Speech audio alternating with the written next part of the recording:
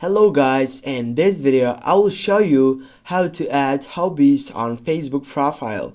Firstly, what you need to do is just simply gear up to your profile section by typing on your profile photo on the left upper side.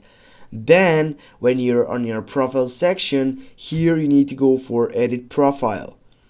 Right after that, as you can see, you have many options, but also there is the option for hobbies. As you can see, I don't have edit anything on this side.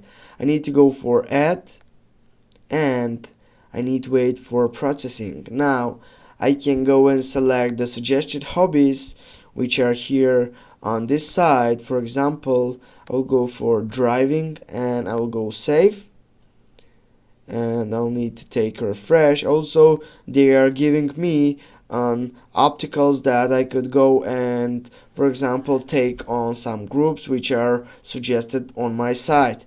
Now I will get a refresh again, and as you can see, if I go to see your about info, here it is, the session about that selection. Now as you can see, here it is, the driving hobby on my Facebook profile.